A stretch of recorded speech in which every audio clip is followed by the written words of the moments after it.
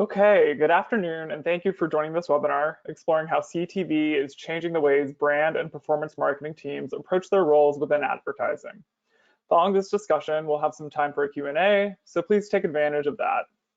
You don't have to wait until the end to submit your questions. You can add them at any point during the session through the Questions tab on the GoToWebinar platform. Everyone registered will also get a recording of this webinar in their inbox tomorrow, should you miss anything or want to revisit any part of the conversation. So today's guest is Alexa Tierney, Senior Director of Customer Success at Mountain. Alexa works to support, foster, and grow Mountain's existing client portfolio while focusing on client retention and revenue growth. Alexa is a digital marketing leader with a passion for building relationships and developing innovative solutions for both clients and internal teams. And with that, we'll get started. Alexa, take it away. Great. Thank you, Ian. And hi, everyone watching. Thanks for joining today. I'll try to keep the presentation part somewhat brief because I know most of you will likely tune out shortly. That's just how it works these days, but we'll make sure we save time for more of the discussion. And I think that's where it gets a little bit more interesting and in the meat of it as well. So that said, I do think we have some really great content to review. And so again, happy to foster more discussion and answer any questions that come up. So realistically, what we're speaking to and the key takeaway for today's conversation, as Ian mentioned, is how CTV is and has evolved marketing for a lot of the brands out there, and how it's redefined a lot of how different marketing teams are operating within themselves, how they're partnering with outside partners, and then realistically how they're evaluating success. So we'll get into each of those points. Some just information, stuff you've likely heard before, but of how CTV has become a really critical part of the marketing mix, how it's changed brand and performance team expectations, some key opportunities and challenges in this space for 2022, and then considerations for building out a CTV team or just ensuring your current teams are set up for success when operating in the CTV space. So first and foremost, everyone loves some stats, so we'll go through a little bit on, again, just why CTV has become such a dominant player and how it's really shifted. So ultimately, over 80%, as you can see, of US households have at least one internet-connected television in the house. And this continues to grow each year. I know we saw a lot of that pick up in the pandemic, but that trend is not slowing. If anything, I think it's just continuing to grow. And even within the space as a whole, the televisions themselves are leaning more in the smart TV direction. So there's just a lot of room and space for more streaming and less on the broadcast and cable side. And when we look ahead at where we expect CTV ad spend to be in the future, in the next few years, the projection is over $27 billion by 2025. Right now, that total ad spend is around, again, $13.4 billion. So we've got a long way to go. I think it's clear that as much growth as we've already seen in the space, we are nowhere near at the summit, and there's only more opportunity to be had, which is exciting. It's great to be a part of that industry and seeing it boom so much.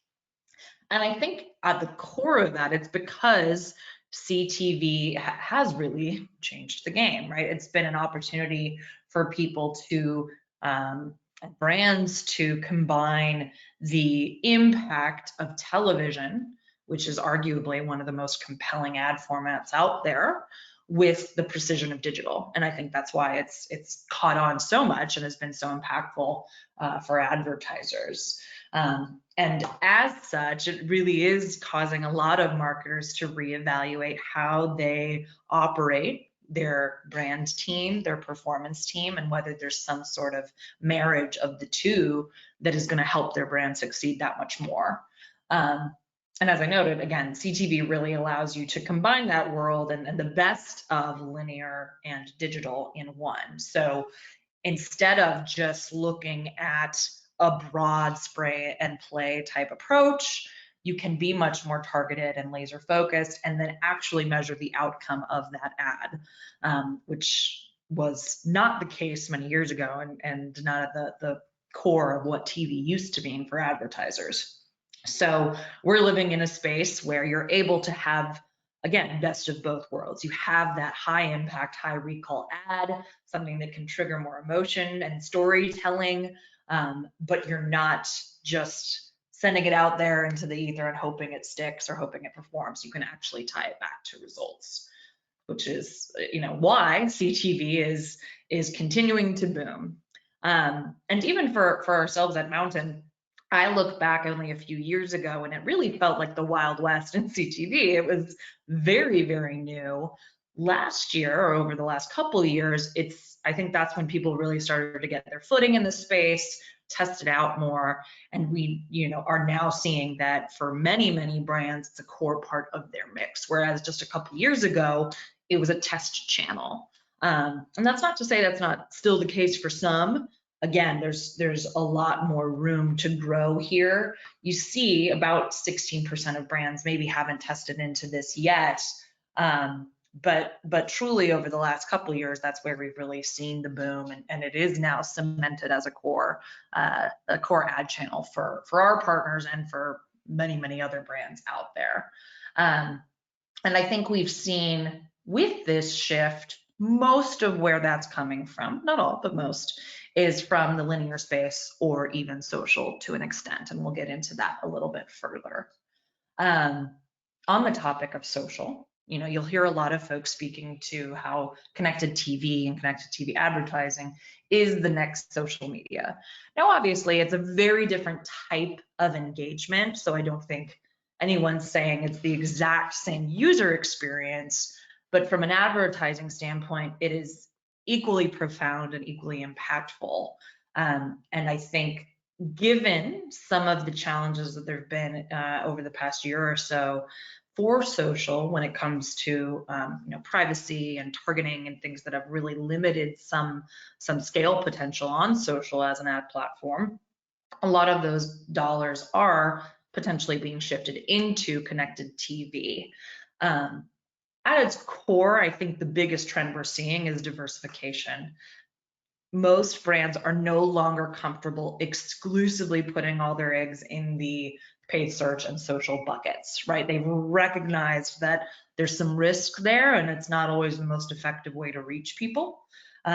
Still going to be very core, I think, to most people's marketing mix, as it should, but diversification is key. And we are seeing, again, as some social maybe pitfalls come, CTV lends itself as a really good third option for that kind of high impact and performance-based investment.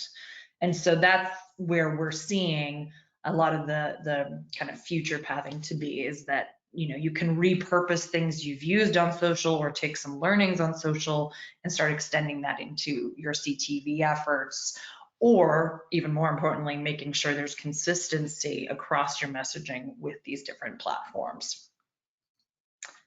So to quote an anonymous agency exec, which kind of made me giggle when I saw that, but I get it. Maybe not want their name known here, but they noted that CTV really took from everybody. It took from linear folks, it took from traditional partners, digital partners, excuse me.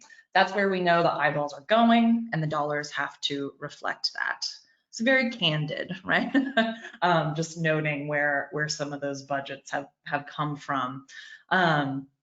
And I think at the core of that, again, it's what I was speaking to before, most of that is just a matter of diversification and seeing that there is opportunity to perform here.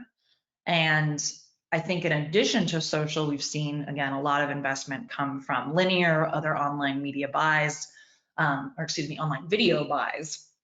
It is now a very consistent player across most of the brands that we're working with. And as you'll see, this one kind of interesting tidbit here, 89% of brands are saying that CTV is significantly important to their omnichannel strategy. So as we look at the past couple years, the conversation has truly shifted pretty remarkably and quickly, which is, it's not, should I use CTV, or is it worth me testing into the hype of CTV? Now it's more a question of, how am I going to use CTV strategically? And how am I going to ensure that I'm being very thoughtful in my approach with connected TV? This kind of reiterates what I just spoke to, so I won't spend too much time here. But again, where we're seeing a lot of that shift is from linear, social, some additional web display advertising. So folks taking traditional display prospecting budgets and recognizing they can get more bang for their buck with connected television type efforts, et cetera. So reiterating the aforementioned points.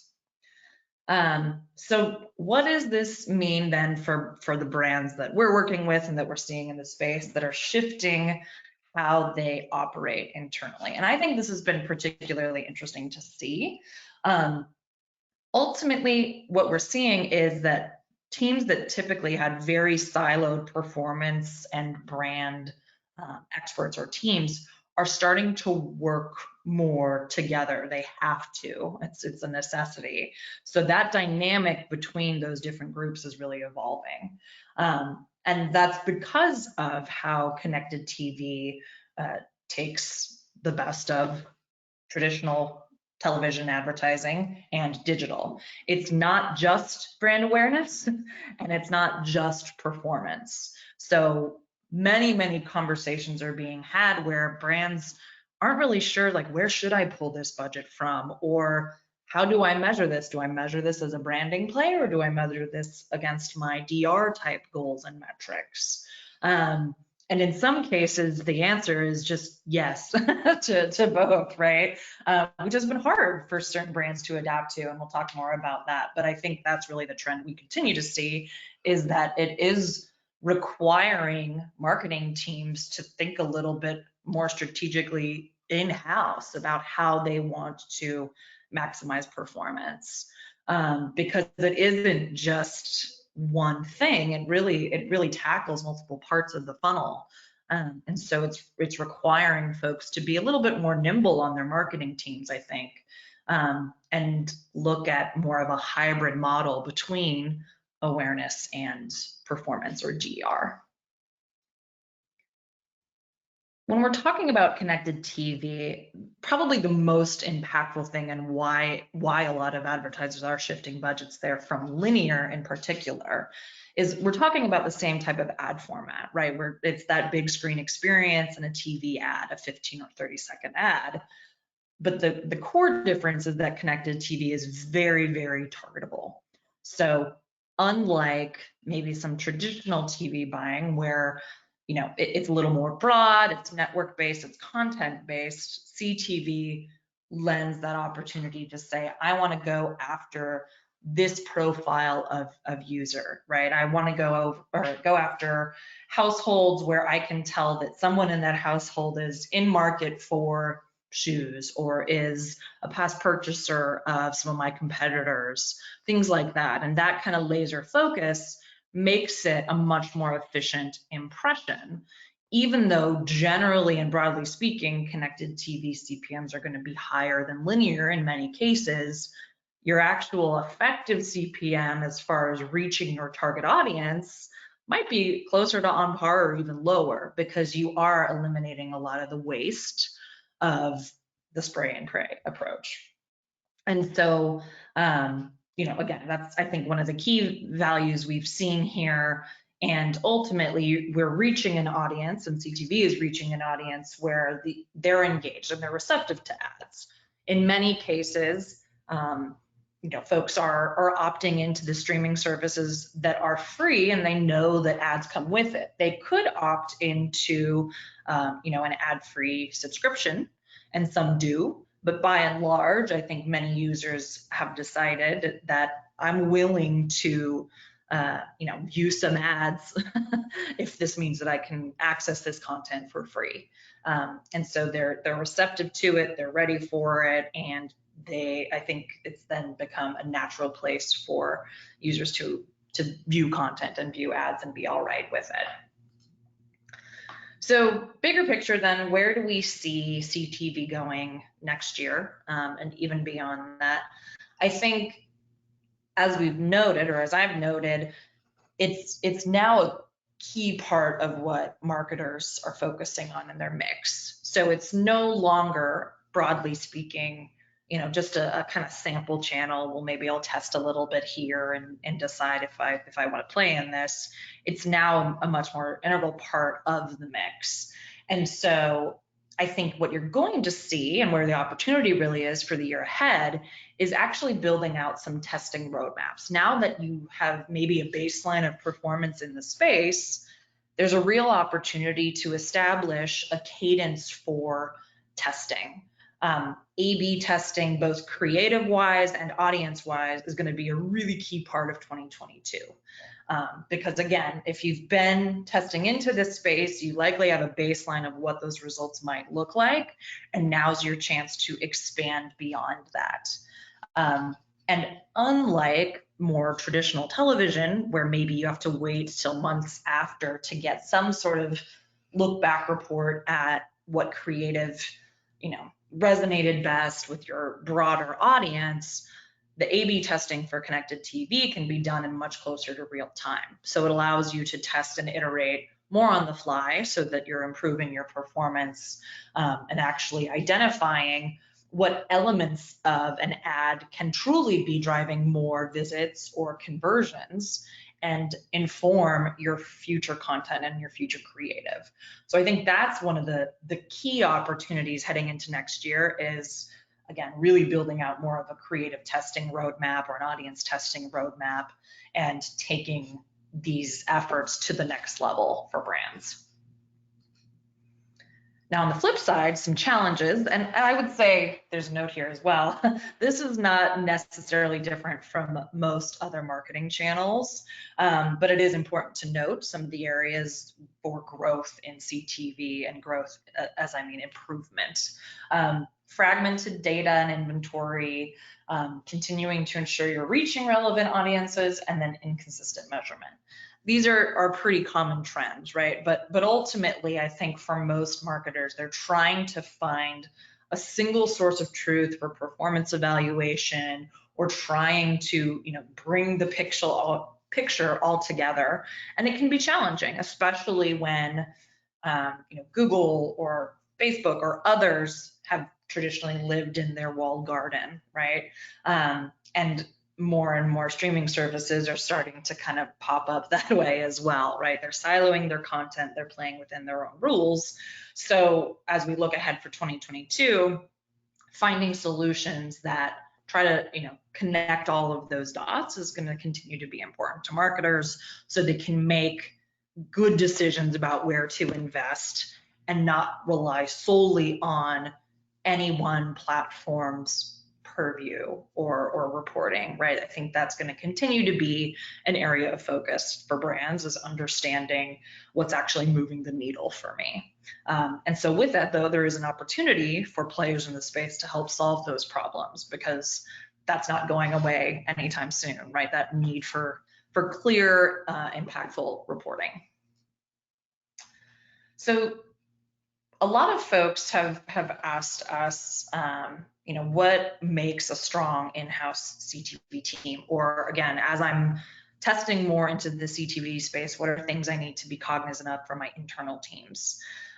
Whether that means hiring more talent or ensuring that you're leveraging the talent of your own teams, currently as effectively as possible. A few key things that I think are really, really critical, and the partners that I've seen that do it best have these things. Now, it's not to say that every single business is going to be the same. Not every business is going to be able to hire all these roles. Maybe you have some dual focus across your current team members. But first and foremost, you have to ensure that you have someone that's really strong in the analytics space. I think that can often be a pitfall. And again, as we look back at what are some of the challenges ahead, connecting the dots, right? Ensuring that there is really clear measurement and someone that's looking big picture across all of your marketing efforts. That's something that a business analyst should really be doing. So, what we'll find sometimes for folks is that they have all this data with CTV and they don't know what to do with it. So having someone that can do things like an order ID matchback analysis. A lot of platforms, including Mountain, report on conversions with a lot of data around that specific order, the timestamp, et cetera.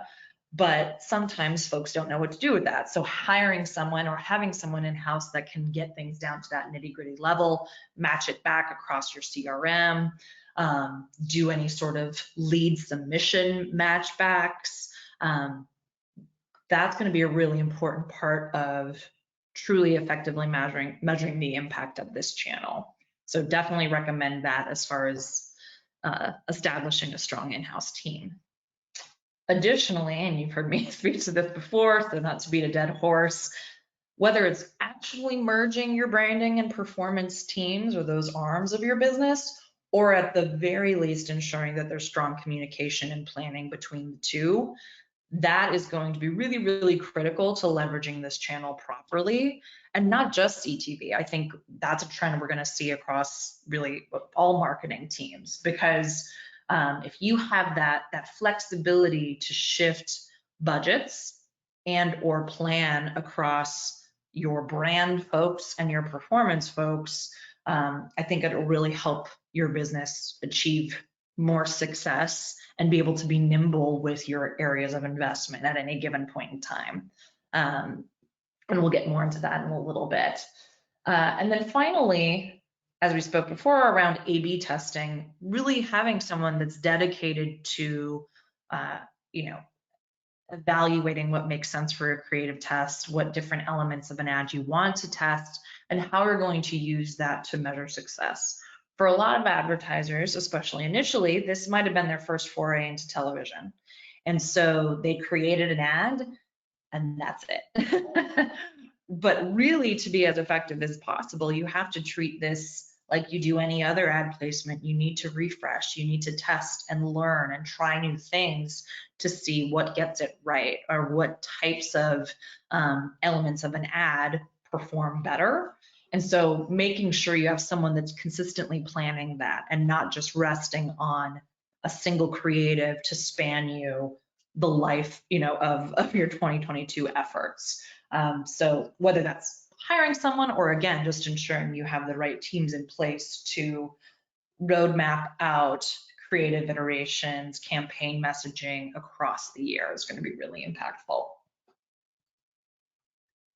Beyond that, out of necessity in most cases, you're going to have to work with some sort of third-party partner for CTV. And so things to look for when you're evaluating that. One, definitely ensuring that you are finding a partner that is willing to and passionate about testing. Whether that's a platform like Mountain or just in general, making sure that you're aligning with partners that are of the mindset that this isn't just a one-time thing where you test it and then you run with that forever. It's very much a channel that is evolving, and you have the data and the reporting, so you might as well use that to make informed decisions going forward. This isn't like a one-time branding initiative where you're just measuring impressions and you get your message out and that's it. This is truly a channel where you can continue to evolve and iterate, reach users in new ways, test different messages against different audiences. And so again, when you're both looking in-house and externally, being of that same mindset is really, really critical. Of course, being able to execute on that creative testing is equally important. So working with partners that are able to support on the creative front and weigh in with creative best practices is really key. And then the third one is, I think, very, very important, and that's being open-minded and patient, which I know can be very difficult, especially when you're investing dollars, right? Most people really want to see that impact right away. But sometimes these channels take time. The very first Facebook campaign that someone ran probably wasn't perfect. It improved over time, and new tactics and approaches were tested to get it to where it's at. And as we've seen, it was cemented then in someone's marketing mix. Similarly, CTV has all the same opportunities to be that effective, but it's very likely not going to be perfect on day one. You're going to have to test and iterate and change things. So I think if you have some resiliency to give that process time, that's where you're going to really see the best impact over the long haul. So a few key things to keep in mind there. So quick plug, I'll keep this brief, but fortunately, I happen to work for an organization, Mountain, that accomplishes a lot of these things. And we call our connected TV offering performance TV because we have chosen to really focus our efforts in how CTV can drive direct response performance. That's what we hold ourselves to. And we've done that in a few ways. One, we've ensured that the quality of the placements that we're serving on is very, very high quality. So we're only talking about big screen content, living room content. That's what we've seen actually perform best in this space, so that it's not just standard online video. It's really high impact placement and brand safe placement. But even more importantly, I think the key is that everything in our platform is built to optimize for performance. So these campaigns are actually optimizing towards a ROAS goal or a CPA goal, et cetera. Very customizable reporting and transparent reporting. We do integrate directly into Google Analytics. So trying to take steps to allow for a third-party, verification of this type of channel, so you can measure alongside your other campaigns. And at the core of that, it's based on our cross-device verified visits attribution and methodology. So being able to attribute at the household level for these campaigns. Key takeaways, and then I mentioned I tried to go through this quickly so we can get into Q&A. But if you take nothing else away, just knowing that connected TV does offer an opportunity for real-time insights, actionable performance data, and ensure that whether it's Mountain or anything else, you're really looking at it through that lens, because you can. You don't have to just look at this as a traditional impression-based buy, where that's all that you're measuring this to. You have the opportunity to be more critical with it, so you should be. Also noting that CTV is causing brands to reevaluate their performance and brand team operation and dynamic. CTV gives you the power to A/B test, to change on the fly and improve. And then again, at the core of it, making sure that whether it's in-house or externally, you're working with teams that are built to test and improve and align resources around making that happen. So I will stop exclusively talking now and turn it over to Ian to ask some follow-up questions. All right. Well, thank you, Alexa, for that presentation. And yeah, now would be a great time to unpack some of the lessons that you've learned working in the CTV space. So you've worked with a lot of marketing teams using CTV. Can you give us some examples of what a successful team looks like and their benchmarks for success? Sure. So I will say every organization is of course different, and I don't mean to oversimplify it, but the most successful teams I've seen and the partners I've worked with are ones that can be nimble. So as I was saying, like having some sort of collaboration between the branding and the performance teams on their marketing org, or in some cases, they truly just completely come together and merged as one function. Those are the ones that I've seen be really successful because they're not, held to traditional plans, based on what they were limited to in their previous measurement, right? Where it was like, oh, here's my silo of branding efforts and I'm not going to evaluate these with performance. Or, oh, here's my silo of performance and I'm not even going to consider the brand impact. I think the companies that I've seen be able to have much more like lockstep communication around both of those objectives have done the best in this space. And then I think benchmark for success, I guess at the core of it, I would say our brands that have been most successful are very clear on, what is my must hit goal for this channel, whether that's a ROAS, a CPA, a cost per visit. Here's my must hit. This is what I have to do to keep this going. And then here's my, wow, this is a real win goal. And they've established different tiers of goals so that they can make smart decisions about where to shift funds. If one channel is hitting that stretch goal, great, I want to fund more investment there. And so they've been really clear with themselves and with their partners of what those must hit goals and targets are so that they can be smart and flexible with their investment. I think the other really important thing that the successful companies have done is have clear and reasonable expectations for upper and lower funnel. Since obviously those accomplish different things, they're looking at multiple different metrics across those types of channels or campaigns. So looking at upper funnel, not just from an immediate conversion lens, but also a traffic lens, a quality of traffic, measuring the engagement of those users, and then having lower funnel really, really held towards a more, direct, low-hanging fruit kind of campaign performance goal. And so you talked a few times about removing the barrier between brand marketing and performance marketing teams.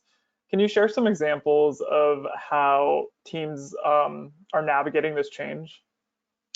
Yeah, sure thing. I think one of the key customers that comes to mind anytime I think about this, I can't say their name, but large organization in a very competitive space. And they had historically had a very separate branding team and a performance team. They had a lot of sponsorship campaigns and were investing a ton of money that wasn't ever really measured. It was just money that they had. And so they threw it into different buckets and went for it.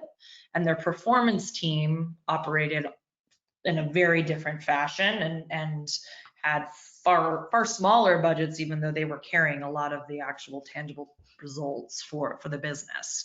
And so ultimately, they started testing with us about a year ago, and I think they internally quickly saw that, wait, we had invested in this first as a branding initiative, but now we're seeing that it's actually driving quality traffic, that traffic's converting. And so they then looped in their VP of performance into the conversation so that they could have a better strategy and measurement around these campaigns.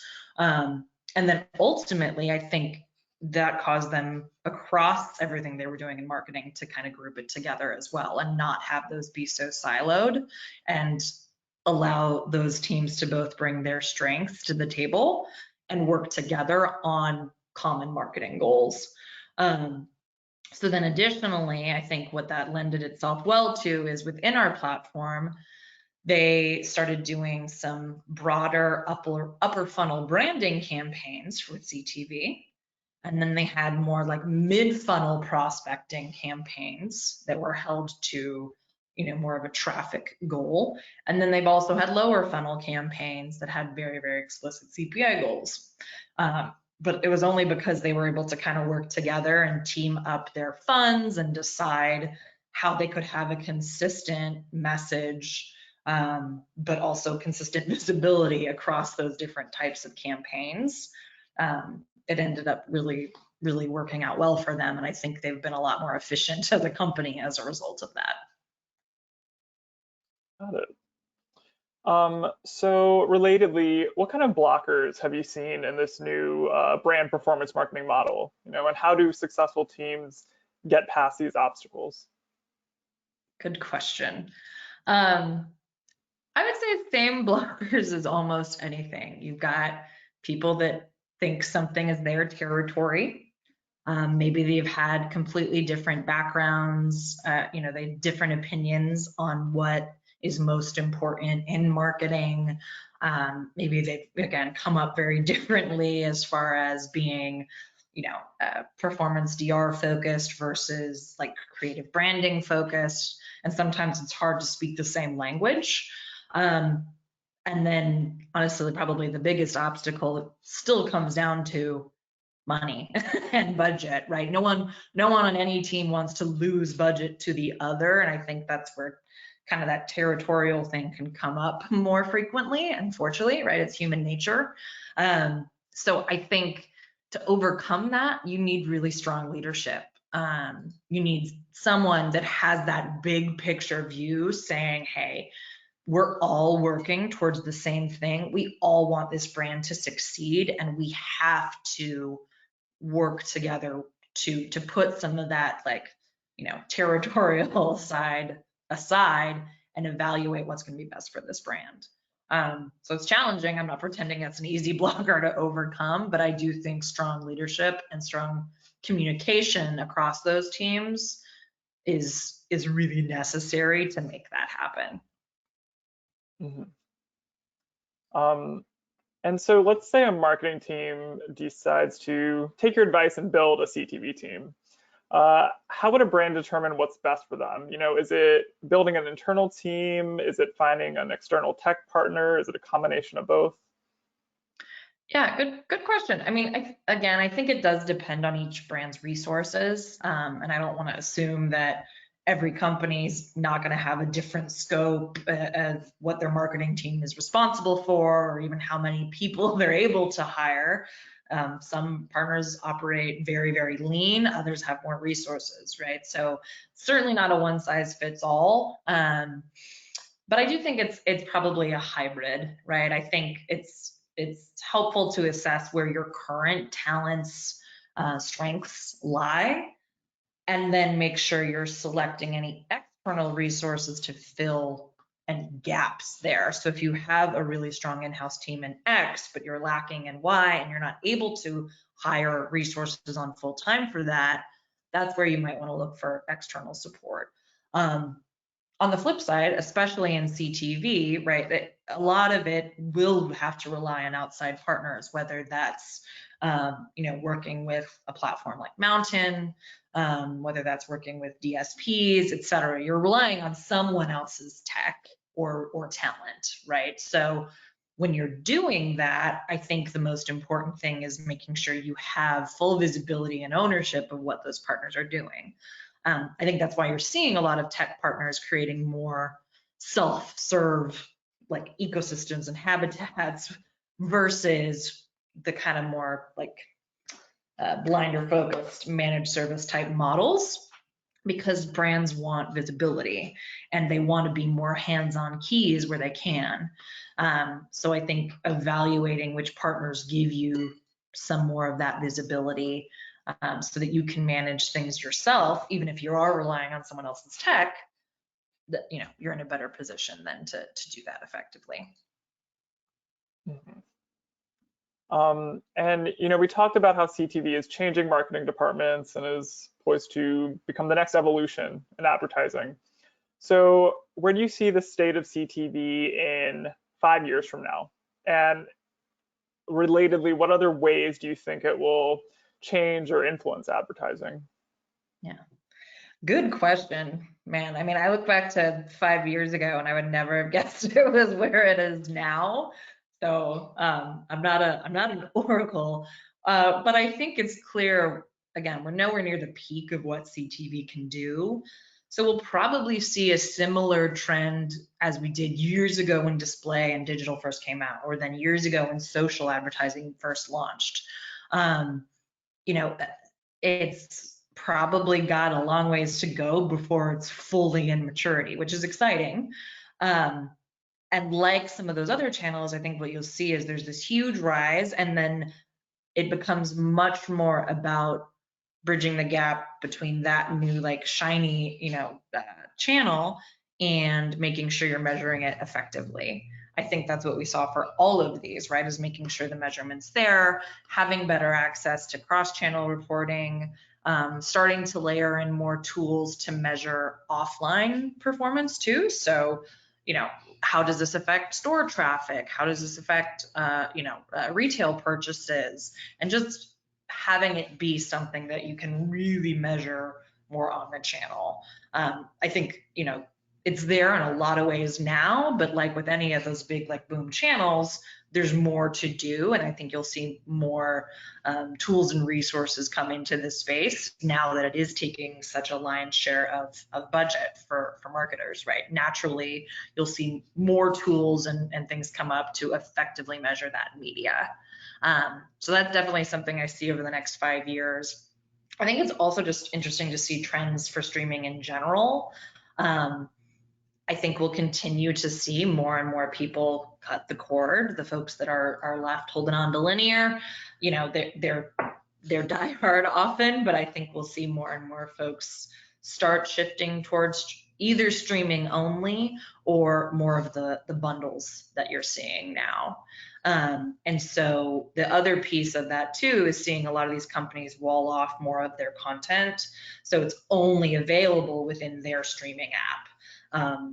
I know like even Peacock as an example, they're talking about, do we make some NBC content exclusive there and remove it from Hulu or other places? They're trying to all protect it so that we have to all buy or download these different streaming sources. So I would imagine we'll see more of that, and then it's going to be that much more critical to work with folks that can get access to each of those different parts of the puzzle and the pie, versus having to manage, advertising relationships directly with each of those individual apps.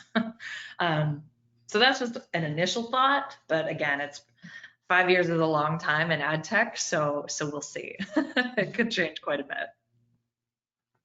All right. Well, thank you, Alexa, for that terrific discussion. And yeah, so we have some time for questions. Again, as a reminder to everyone listening, you can submit these via the questions tab on the GoToWebinar platform.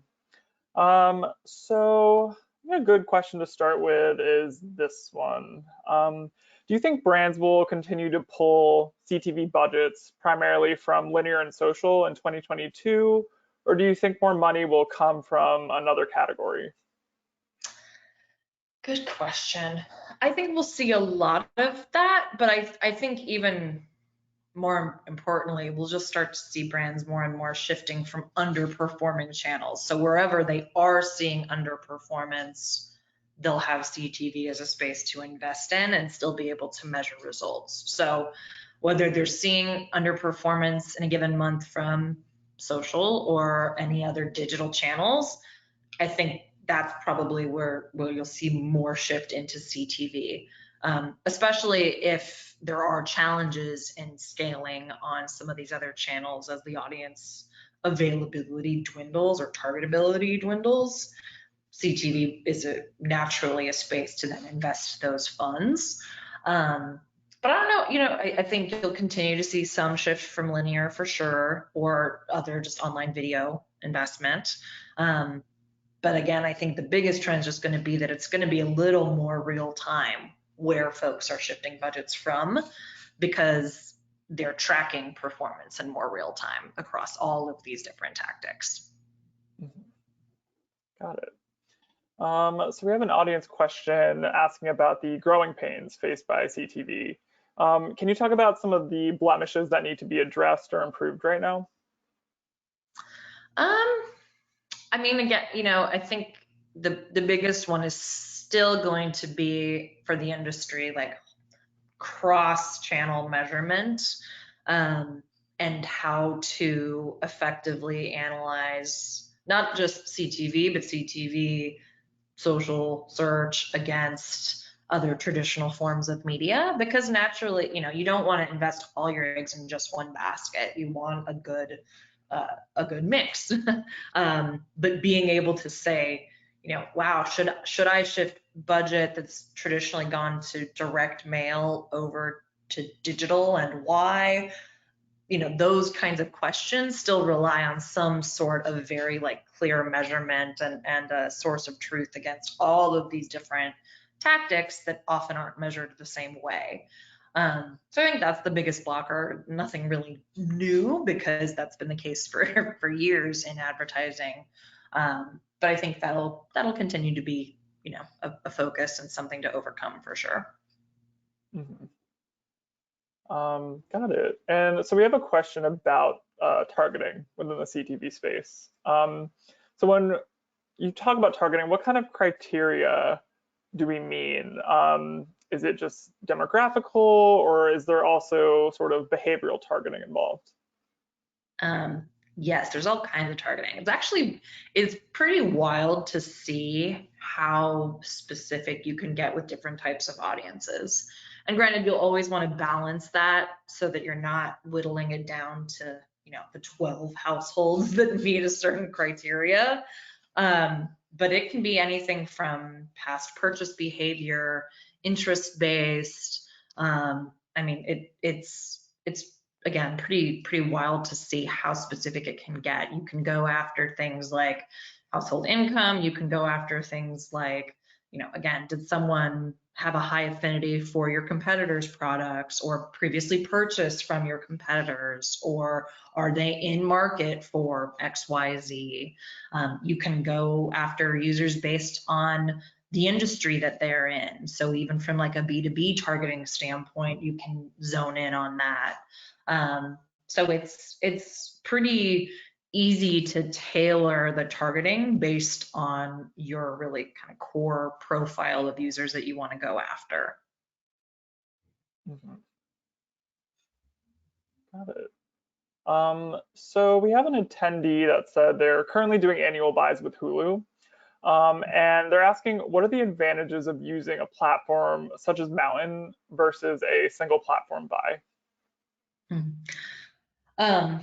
Well, not to knock our friends at Hulu. But I think, the biggest thing is, the biggest advantage is the level of reporting. And same as anything, right? You want to reach your relevant users wherever they're consuming content. If you're only reaching them in one place, that means you're missing them elsewhere. So I think that's a key benefit to a platform like Mountain, is that we're a little bit more network agnostic. Content's obviously very important, context is, but we're more about following the user that you want to go after wherever they're consuming content. So I think that's one key thing. But then again, I think other CTV platforms aren't necessarily reporting out as in depth as others. So that might be something to kind of evaluate as well. So are there any particular industries in which brands have been early adopters and are shifting to include CTV as well? Any specific industries, you said? Yes. Honestly, it's, at least speaking from our experience and the customers we work with, it's pretty diverse as far as industries. Now, granted, I think out of the gate, the first to market were those that had content, right? So more brands in retail, they had probably a higher likelihood of having TV ready content, folks that maybe had run online video previously, or even again in the linear space. But now, there's ways to get strong creative, so that even again from like a B2B standpoint, that's one of our newest growing segments, because there's some opportunity for them to, target based on again, profession, someone's job title. And if they are able to develop creative, either through us or other partners, they're now able to test into this space that maybe previously was kind of off limits for them. So that's a growing one for sure. But again, first to market, I would say we're largely some of those that had assets ready, and that often was in, again, fashion, or we had a lot of, travel brands out of the gate prior to COVID. Now that's starting to pick back up again as people have resumed travel. But again, having really quality video was key to that. So those are some of the, I think, earlier ones that we saw. But again, at this point, it's a pretty diverse mix of verticals and industries that are running on CTV. Mhm. Got it. So we have time for a few more questions. So when combining social video into longer form edits for CTV, is there a length or style that works best? Yes, most CTV inventory is going to be 15 or 30 second. That's kind of the default for the ad format, especially when you're talking about like living room only, right? The big screen. It's not pre-roll or anything like that. So 15s and 30s. I know there are some opportunities, I think, for like 60-second, but that's very few and far between. So if you can get a strong 15 or 30-second cut or both, you're good to go. All right. And how easy is it to update ads in a CTV campaign? Would you say it's as seamless as search and doing the same thing for social too?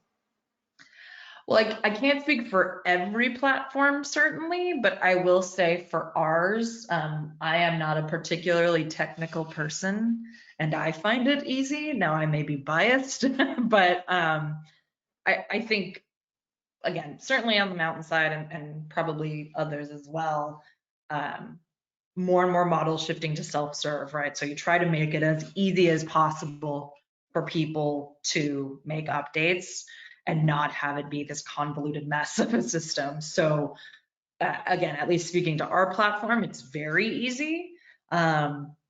Realistically, you can change a new creative within minutes.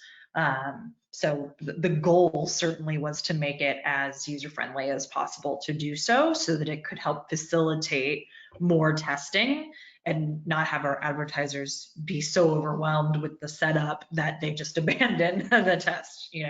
We wanted to make it very easy to do so. So yeah, I guess that's my my response to that is yes, it can be streamlined.